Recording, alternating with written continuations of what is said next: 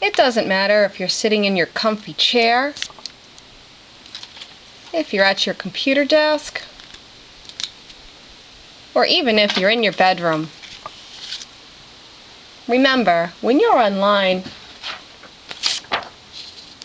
you are not alone. You're not alone when you download or update your mail.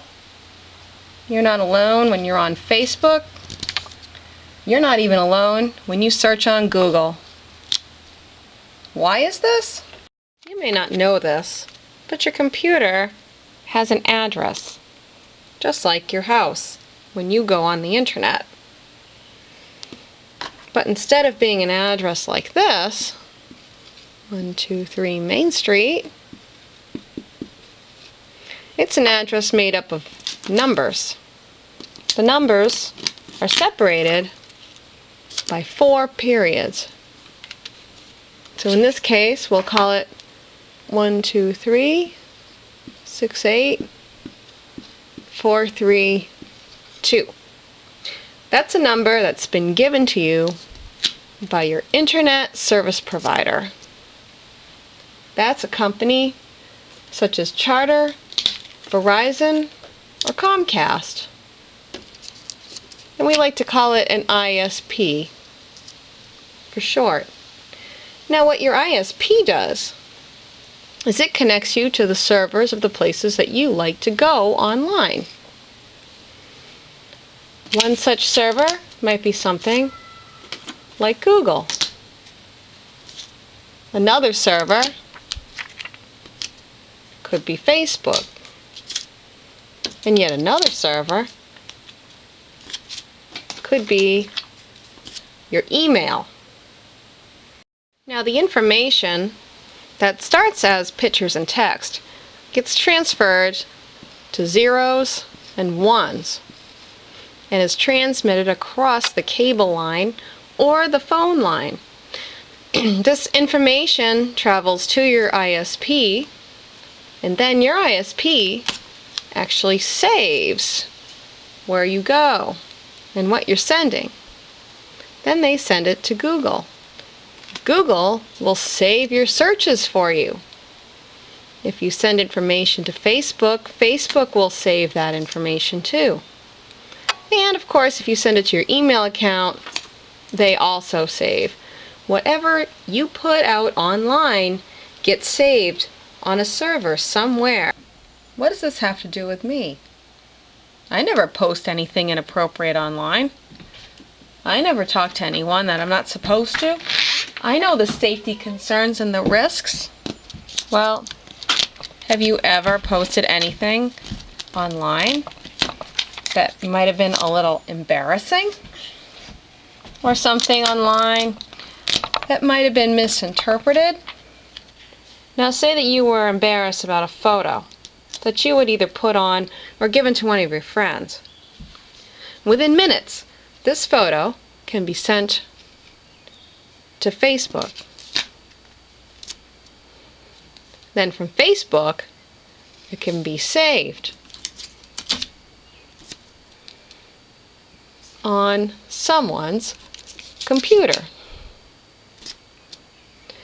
Then that photo can be sent to many different computers all at once.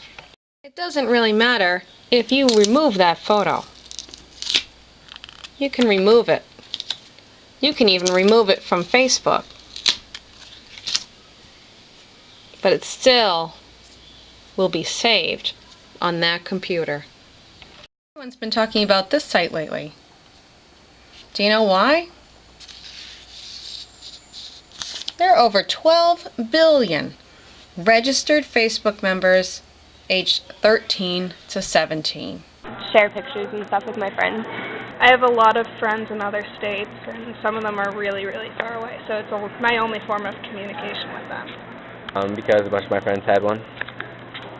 A lot of kids also have them, and you can talk to each other. When we talk about postings, we're not just talking about embarrassing photos. We're also talking about mean things. Things that people say online because They're in their comfy chair. But things that they can say can get out. You have to ask yourself this question. Have you ever teased, frightened, or embarrassed someone online? Have you impersonated someone? Have you used information found online to be cruel to someone in real life? Have you not told someone who you really were online? Have you posted or forwarded a private photo or a message to someone else? Have you created an internet poll about someone? Have you sent rude or scary things to someone, even if you were just joking? Have you used someone else's password for any other reason, without permission? Have you posted rude things or lies? Or have you voted on an internet bashing poll or joined a mean online group? The reason why we're asking these questions is because this is something called cyberbullying. Have you ever felt left out or bullied online, or know someone that has? I personally haven't, but I do know someone who has. Oh, really? What happened? It was over form spring. People were being not nice. How did she handle it? She kind of ignored it, and then someone printed it out and showed it to guidance, and then, like, it was handled through that. Kids made a fake profile and then made a group with it and thought they wouldn't get caught, that they were stupid, and they were like the only people in the group at first. So, yeah. Do you know what happened to them? I think the person who made it had to do like community service. Well, like Eric said, they created the group. Kids joined it saying they hate him, and they got in trouble for it. You may wonder what you can do if you're using Facebook and you're bullied online. Go to Facebook's safety site. You can get there by typing in www.facebook.com/safety. There are all kinds of safety tips for teens, for parents, and for educators, and also for law enforcement. If you click on Safety for Teens, such as someone created an abusive group about me and my friend, what can I do? You can report the group.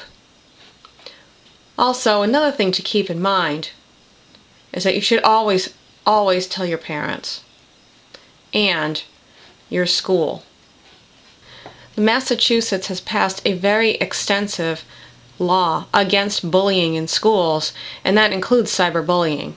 You can read it by going to Chapter 92 of the Acts of 2010 on the Massachusetts General Laws website.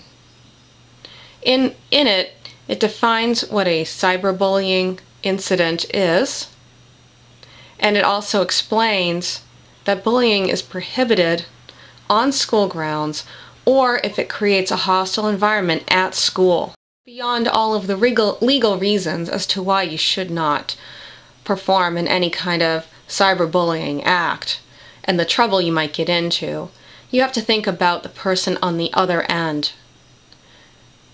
Phoebe Prince was a student that committed suicide on January 14th of 2010. She was bullied in school relentlessly, and one of the ways that she was bullied was through cyberbullying. On the Stop Cyberbullying website, which is www.stopcyberbullying.org, you will find a section that's called Take 5. They recommend to put the mouse down and step away from the computer so no one will get hurt. The internet is a very powerful thing, and many times people, because they're in their comfy chair, forget that they can do things that will hurt others. What would you do to Take 5? You think about it. It may be too late later. Just remember that it's saved on a server somewhere.